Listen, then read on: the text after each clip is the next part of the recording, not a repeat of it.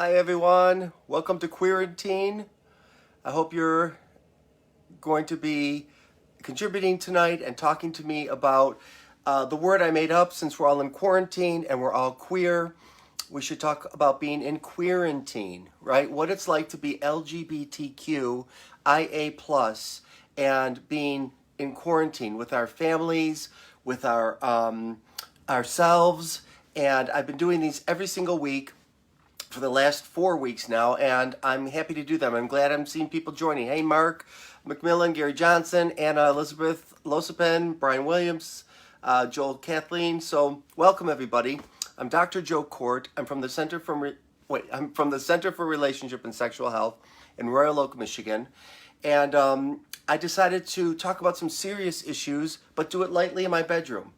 So you might be wondering, I've usually done them in pajamas. Why am I in my Tony, Orlando, and Dawn t-shirt? So I'm going to tell you the story about this because those of you that follow me know that they're one of my all-time favorite groups from my childhood.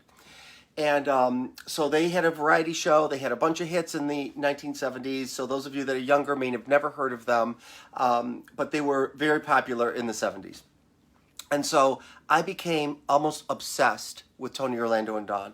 So here's the story. I was bullied. I was humiliated as a gay boy. I didn't know I was gay. I knew I liked boys. I didn't know what gay meant. But I knew that I had something different about me. And the reason, by the way, that I didn't know I was gay is because children don't have permission to know they're anything other than heterosexual and cisgender. So if a child, even today, is not heterosexual and is not cisgender, then they're going to have to go out to the internet, go out in life, and try to figure out who they are.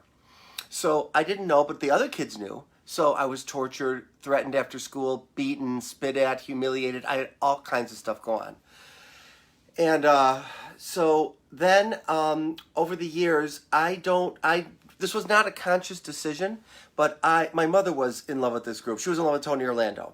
And I started listening to their music, and I started to watch their TV show, and I fell in love with all three of them. And then I became obsessed with them. I wore their t-shirts every day. I talked about their show all the time. I would record their show and listen to it. Back then we just had like a little earphone that went in one ear and a little tape recorder, and I would like fall asleep to it, and I knew every line they said on the show.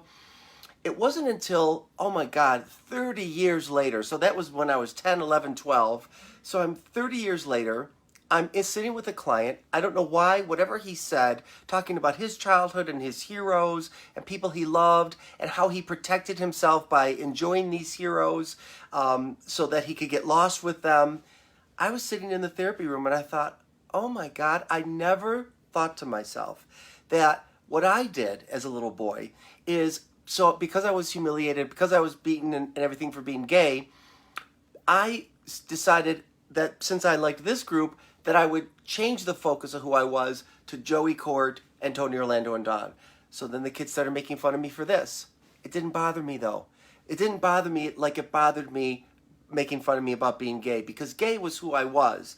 This is just a group I enjoyed, and I loved them at the time. So I didn't care. Even teachers would make fun of me. I remember teachers saying, another Tony Orlando and Dawn shirt, don't you get tired of people making fun of you?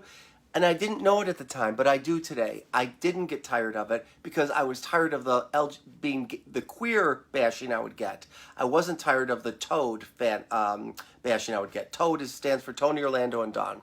So I'm not going to go on and on about that. I just would love for you to think, even if you're not LGBT, what heroes did you have in childhood that you decided unconsciously, which I did, that I'm going to get lost in so that I can have a vacation? I have a friend, John Caratelli, and he's watching. He said he used to watch this show in the 70s, and it was like being on vacation for him, right? Who were your childhood heroes? And then the final thing I'm going to tell you is that in 2016, I think it was 2014. I'm not sure now. I don't remember the year. But I actually met Tony Orlando and Dawn. They're still alive. They're still touring every once in a while. And so this is, I know, so strange, but it doesn't matter. Like, you never grow up in certain ways. You just don't. And so I told them they saved my life, that really their songs and their music and my interest in them and my being able to promote them through my own interests really saved me from being victimized from the kids, and the queer bashing really did stop. And you'll notice at the top, if you are a Tony Orlando and Dawn fan or know of them, he's usually in the middle. But I said to Tony, get the H out of there. I want to be you right now. And so he did, and there we are. So this is Telma Hopkins and Joyce Vincent and Joe Court. Okay, so why are you here? You're here for Queerantine. Let's get into that. I really know at 57 years old that I've been in therapy most of my adult life, okay? I'm going to tell you that. I don't have any shame about that. My father once said to me, Joe, you're still doing that therapy thing? You still need all that therapy? And I looked at him and I said, Dad, are you still going to synagogue? Do you still need all that religion? I mean, don't you get it? I mean, the stories are the same. And he looked at me with contempt, obviously. But the point was, going to church and going to synagogue feeds one's soul, and you get something out of it within yourself. Therapy is the same way for a lot of people. It's certainly what is and has been for me. So I still deal with, I'm better, I'm so much better. All my issues aren't solved, but I manage them so much better. But the LGBT stuff, hi John Caratelli, you're on tonight, right? And is it Bomi Billamoria? Thank you. And Farzan, you're here? Okay, so you're here for Queerantine, LGBTQIA issues while we're in Queerantine. And I know that for people, your childhood stuff gets resurrected. And so you may not be able to connect and be conscious of what those issues are, particularly when they're LGBTQ. So I'm going to talk about some of the things that we live in isolation until we come out. Even today in 2020, people say it's better. It is better. But when teenagers come into our office, it isn't better for them. Before they come out, after people come out, it's a lot better. But before they come out, people are tortured just like they always were in the 60s, in the 70s, in the 50s. They don't know who to trust, because they have no one to talk to. Think about this. Even in church and even in synagogue or whatever religious institution you belong to, you don't even have God to talk to. So you don't have anyone to talk to, and you're taught you're an abomination. So don't even talk to God. So you are completely on your own, and you make up stories about it. And some of it's true. The world is unsafe. I'm unsafe. The world is dangerous. If I tell people, they'll abandon me. They'll leave me. So we're in complete isolation. That parallels to what we're in right now. It can be very isolating right now. You might be in quarantine with your family of origin, but you want to be with your family of choice. So some of you, particularly teenagers, are getting online and making sure you're keeping your connections. Please keep doing that. Please keep doing that, because it's so important that you hang in there through this.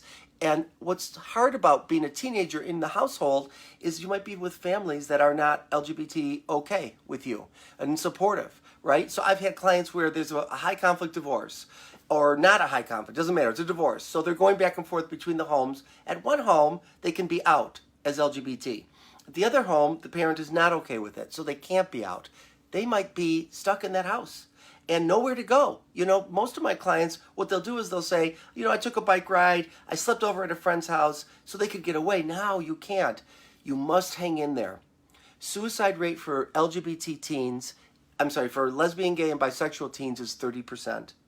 For trans teens, it's 41%. It's very high, but it doesn't have to be that way. There's a whole YouTube channel called It Gets Better, and it was started by Dan Savage and his husband, and it was all about 2010. There was a suicide of somebody who was prominent, and from that, there were several others that were spotlighted in the media.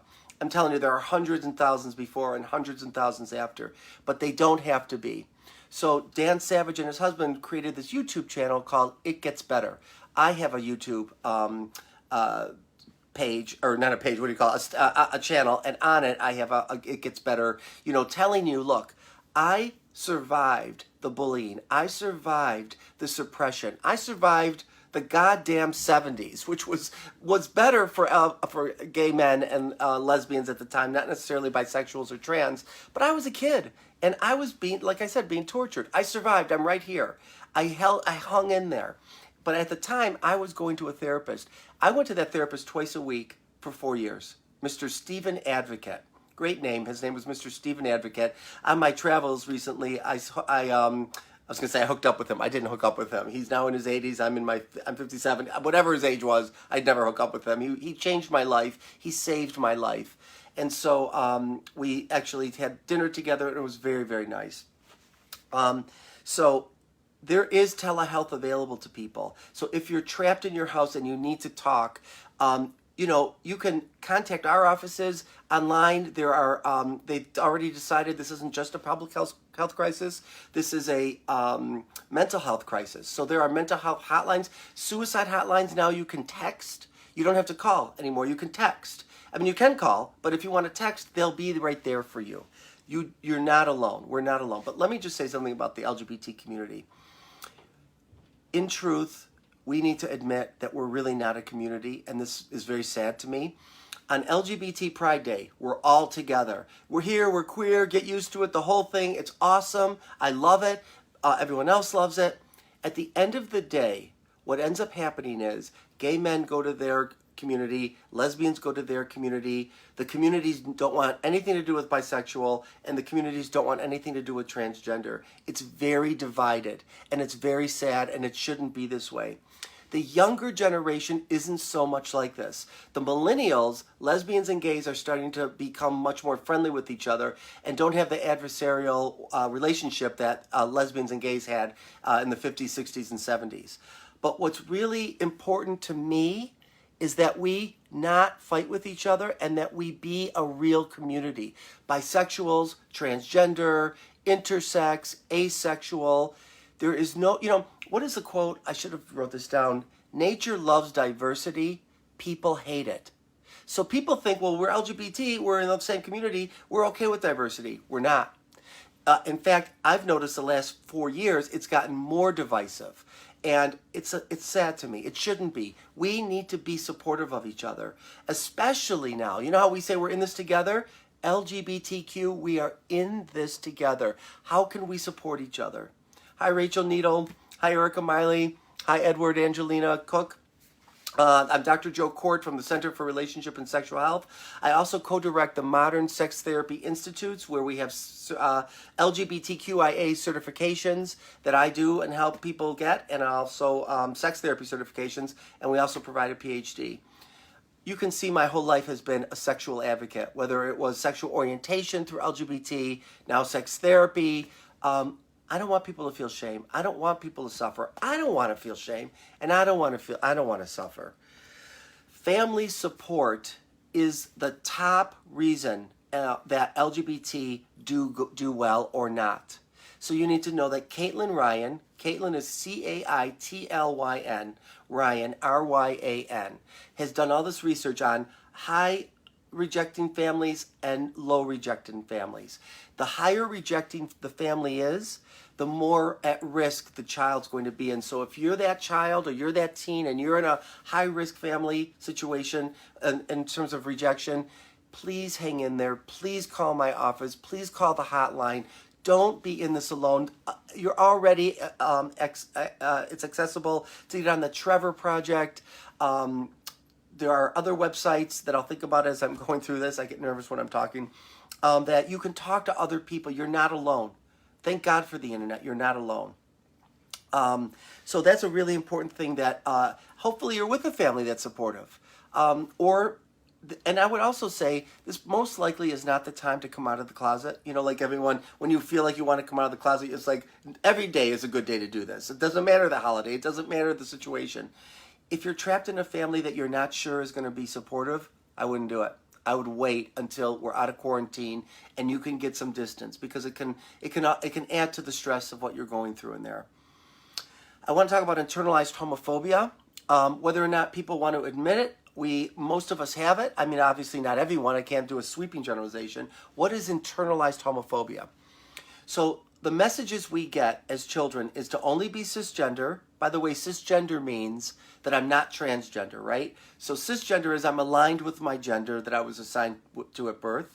And transgender means I'm in crisis and at odds with the gender I was assigned because I'm not that gender. So children only get permission to be cisgender and know that they are, and to be heterosexual. And so you give yourself messages. Teens still come into our offices and they say, I spend hours in the mirror trying to look and act and talk straight. I videotape myself to see if I still look like I can pass. And those messages are messages of hate that they're internalizing. And you get rewarded for it, right? The more straight acting you become, which is a horrible term, but the more heterosexual acting, the more people are gender conforming and heterosexual conforming, the more rewarded you are in this culture, very sadly. So when you come out of the closet or you transition as transgender, all of a sudden those messages don't just go away. You know, this isn't a magic show. It ends up that you're living with these unconscious messages. And the decisions you made to stay safe, one of those decisions that people make is to become the best little boy in the world, the best little girl in the world, the best child in the world. So you overachieve, you overcompensate, so that the world looks at you and says, hey, like I did with Tony Orlando and Dawn, that's what defines Joey Court. The best little boy in the world, that defines so-and-so, so that they're distracted by your academic success, not the flaws that you feel you have. Being in quarantine, you get in touch with your flaws. So not just your psychological flaws, but your LGBT feelings of flaw, right? Being stuck again, like I said, isolated, back to the shame of not being able to be sexual. Think about that. That's another thing. That's a huge thing. So we're told not to be sexual with the same gender, right? And we follow those rules because we're good little boys, good little girls, good little children, good little non-binaries, however you define yourself. And here we are again. Now we're in a situation where we're not being sexual with one another. And it can bring up the same feelings. I was in a group, a support group with a men's support group. And one of the men, he was in his 70s. I'll never forget this. And he said, I'm still dealing with a lot of the issues I dealt with in my 20s and my 30s. Only now I'm looking at them through 70-year-old eyes. And I need to deal with them in the 70-year-old place. Not the same way I did in my 20s, but they're here. I tell you that because don't be concerned if you're like, I dealt with this issue. Why am I here again? Situations bring things up again. People bring things up again. Being back in your family and not having anywhere to go can bring things up for you. It's normal. What's not normal is not doing something about it, not talking to people about it, not getting the help you need. I'm hoping people have questions. I'm trying to make sure I also look. Do people want me to talk about anything in particular that do you want to hear? When I'm doing this today, it's not just LGBT that have issues. It's just that tonight we're in quarantine. So I'm like, why don't we be all together in Queerantine, even if you're not queer? And by the way, I've just gotten used to calling myself queer. It's taken me forever. And I have been shamed within the LGBT community for not using that word. But people have to understand I'm 57 years old. Queer was a horrible, the imprint for me was really bad. And then when we claimed it in the 90s, I still couldn't do it. I couldn't call myself queer. It still didn't feel right. But as I've gotten older and more, I love young people are using it. It means nothing. Actually, there's a lot of straight people calling themselves queer because they don't want to be defined as one thing in one category, and they want wiggle room. They want to be able to feel like, hey, if I may want to have my sexual fluidity and have some interest in someone of the same gender, I want myself to be out about that and not hide. So that's kind of nice as well. In terms of the apps, so let me talk to gay men for a minute, right? So when gay men are on apps, I'm going to do a little bit of this comically, but I'm also going to try to, I'm going to be making sweeping generalizations. So here's the deal. You get on the apps. The apps are, you download it to your smartphone, and then you can start talking to other people that are also on the app, and they have a GPS system so you know how far away they are. They could be a mile away, 10 miles away, whatever. So when gay men talk to each other on these apps, they don't talk to each other the way they don't look at each other. I think I said this last time. They don't say, oh, you have just beautiful eyes. What sign are you? My horoscope, I define myself. They don't do that. What gay men end up doing is saying, how big is your dick? Here's mine. Show me your hole. Are you a top or a bottom? And where can we have sex? Now, I'm making sweeping generalizations, but that's in general, it's all about sex. This is your chance to get away from that just for a little bit. There's nothing wrong with that. But how about flirting? Hey, I saw your profile. You look really cute. Can we talk a little bit? When people do that on those apps, people disappear. What do you mean, talk? I don't want to talk. Flirt? I don't want to flirt. Let's get to it. We can't now. In COVID, we can't. We're taking a time out. Okay, how can I help my new partner work through their internal homophobia? He absorbed it much worse than I did, and I can see as much worse than I did. And I can see how much it has stunted his sexuality and willingness to explore. I know.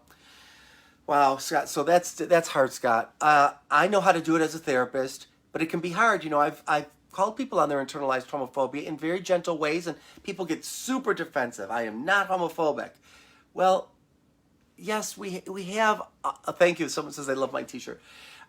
We are homophobic. How can we not be have that internalized shame? It doesn't just go away by magic. So you might say to your partner when he behaves in those ways or he talks in those ways. Like I'll have clients, they'll say to me, this will be gay men. I'm looking for a straight acting guy. That's what they'll say. That's internalized homophobia. Why? I'll say to him, can you stop for a minute? What do you mean by straight acting? I'm very innocent about it. Oh, I mean, I'm looking for an alpha guy. I'm looking for a masculine guy. Oh, I'll say, why didn't you say that? You know, why didn't you just say masculine or alpha? I don't know. I like a straight acting guy. They're more masculine. Now I say, that's a cultural belief that's distorted and wrong. Straight men are no more or less masculine than gay men.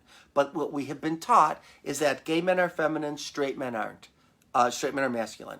So I just let the person talk it through with me by being curious, by being interested, by listening to what the internalized homophobia message is. And then I might say, do you think it might be internalized homophobia? I don't know. Who said that to me? Was it Scott? I don't know how you do it, but like I'm telling you right now, even as a therapist with my own husband of 27 years, you can't use your superpower with your partner. It doesn't work. It does not work. You have to be very gentle and say, superpower, I mean your therapy powers. You have to say that it sounds like it might be internalized homophobia. Are you open to talking about that? If he says no, you don't do it. And then you might just say, I think it's internalized homophobia, and let it go. But I would get him to tell you what he means as he says the things that he says. You know, people say, you know, I don't know why lesbians have to act like men. People still say that today. Who are lesbians? It's internalized homophobia. Why do gay men have to be so flamboyant? That's internalized homophobia. What's wrong with that? You don't have. If you can say I don't care for that, okay, you don't care for that. But to say why do they all have to, or they'll say why do they all have to live in that gay neighborhood, the gayborhood, right? We call it. So here it's Ferndale, Michigan, West Hollywood in LA, Boys Town in Chicago, wherever. I'll say to them, okay, so wait a minute, let me just ask you something. Here in Michigan, we have a high population of Middle Eastern, they live in Dearborn. We have a high population of people of color, they live in Detroit. We have a high population of Jews and they live in West Bloomfield. Do you feel that way too? Do you feel like, why do they all have to live there? My clients will say, no, I understand why they live there. They want to be around their religious institutions, their restaurants. They want their children to be raised around sameness. And I'll say to them, can't LGBT want the same thing? Why do you have to have contempt for the gayborhood? You don't have to live there. It makes sense that you say, I don't want to live in a gay ghetto. Great, don't. But don't put down the people that do. The putting down is is the absorption of the messages that something's wrong. There's nothing wrong with that. There's nothing wrong with you. So that's important. And so sometimes in this quarantine, and Queerantine, right? I've had clients say to me, I feel like my issues that I am dealing with are magnified. I feel like there's something wrong with me, even worse. And it's just because we have nowhere to go, we have no distractions, and things our anxiety, our depression, our vicarious trauma. So let's talk about vicarious trauma for a minute. I have to think about this as well in the therapy room. It's really, vicarious trauma means it's secondary trauma. Other people I care about are experiencing bad feelings or hard times, and if you're an empath especially, you absorb it. But not only, anyone can absorb it. So now you feel secondary trauma. It doesn't have to be someone you know. Like when the Pulse murders happened in 2015 in Florida, the Pulse bar, and LGBT were executed by that gunman, we all had vicarious trauma from that. Many people came into my office. You didn't know the victim. You never lived in Florida. You'd never been to that bar. It doesn't matter. You end up feeling other people's pain. It's okay. Just name it. Once you name something, like when you go to the doctor and you don't know what's wrong with you, and then he says or she says or they say, look, it's this, then you feel better. You're like, okay, I can do something about that. So here's some things to do. Get more active. Go outside, make sure you're safe, wearing masks, wearing your gloves, and get some exercise. Value yourself. Maybe journal in your book and talk about the early messages from your childhood and how you're changing them today, and maybe some gratitude about everything you've been able to do as an LGBT person, and what you still might need to do is forgive yourself. If you're back at home and you can't be out and you can't talk about things, it sucks, but it's okay for now. Get on the internet and start looking at videos and start reading things about LGBT affirmations. There's so much. Really, people are so lucky in 2020 that we can get on the internet. We don't have to go out to a library, and we can read, and there's so many good things out there. There's lots of crap out there, but there's lots of good things too to read, and you need to know the sources. As a community, Brett Rogers is asking, how can we help our LGBTQ family in need right now? Reach out to each other. Contact each other. Get on the Trevor Project. That's the only one I can think of right now. Oh, Scarletine. Okay, so that isn't, Scarletine is a great website, very LGBT positive, very sex positive, very orientation positive. And make sure that you stay on top of the positive messages. Trevor Project has, I don't know, if you Google Trevor Project, there's a way that you can get into their interactive discussion groups. And that's what I've been told and learned, that is a very safe place even for teenagers. The Trevor Project it's actually for teens. It was a guy named Trevor. Actually, it's a movie. It's a really short film, actually, with Ellen DeGeneres. It's very well done. Who thought he should kill himself because he was gay. And then he comes out of it and says, no, I shouldn't kill myself. I'm gay. I'll deal with it. So then it became the Trevor Project, where it's there for those who are adolescent and LGBT in need. Go to the Human Rights Campaign. They have lots of great information. Gay Straight Alliance, GSA.com or something. Just put in Google Gay Straight Alliance. The Pride Guide is a really, really good book. I'm going to plug that book right now. It's not mine. Joe Langford wrote it. It's super good for if you're a teen and you're struggling with anything. He goes through hormone therapy. He goes through what it's like to transition, what it's like to come out. It's awesome. Are there any podcasts we can listen to help? Yes, I would say I'm going to plug mine, Smart Sex, Smart Love, right away. I have podcasts to talk about different issues on LGBT. What are other podcasts? God, Julie, that's a great question. I don't know other podcasts that are out there for LGBT. If someone knows them, please bring it on, because I'd love to be able to share them with people. But that is a good idea, to get out there and listen to other people and talking about their LGBT lives. I know there are tons of them. Maybe after this I'll Google it and I'll make a list on my wall. How can I best support a young man I mentor and has body shame and feels judged by fit gay men because of his weight? I did interview Joe Langford. Sorry, I'm so ADD. These messages are coming up. So Joe Langford is on my podcast. Thank you. Anyways, how can you best support a guy who, because the gay male community can be so youth-oriented and body-oriented, right? And so if you don't fit into that, you have a lot of body shame. I actually did a podcast on this, and I would like you to go to Smart Sex, Smart Love, or I'm on iTunes, and listen to who I spoke with and how he talked about what gay men can do about their body shame. The bear community is an awesome community in the gay male community. They're not about body fitness. There's a lot of muscle bears, but then there's a lot of other bears that are not restrictive and rigid about how bodies should look. In fact, I actually enjoy better to be in the bear section when I've been on gay male cruises than I have in the regular part of the cruise, because there is so much attention to one's body. In fact, gay men hardly even eat on these things. Like I'm like putting all this stuff on my plate, and the guys all around me are like little tiny little salad, a bite of an apple or whatever, and it's so crucial to them about their body. Here's what you might say to him. Sometimes a lot of these guys, I think it's great. I work out. I try to keep myself in shape. But some of these guys are hiding behind their bodies. They're wearing their bodies like an armored suit because they have so much unexamined issues within themselves they've never dealt with. So I know it's easy to feel shame. It's not going to go away. But maybe help yourself know that a lot of the shaming around body is trying to take the attention away from the pain of growing up LGBT. That's what Tony Orlando and Dawn did for me. They helped me move away from my shame and focus on something that made me happy. What's the bear community, Julie's asking? Not the bear section, the bear community. The bear community are gay men. Often they're hairy. They have a lot of chest hair, maybe back hair, whatever. They have facial hair. I'm a bear. Okay, so this is what a bear would look like. They can be older, they can be cubs, so they can be younger. They can be otters, so they can be lean.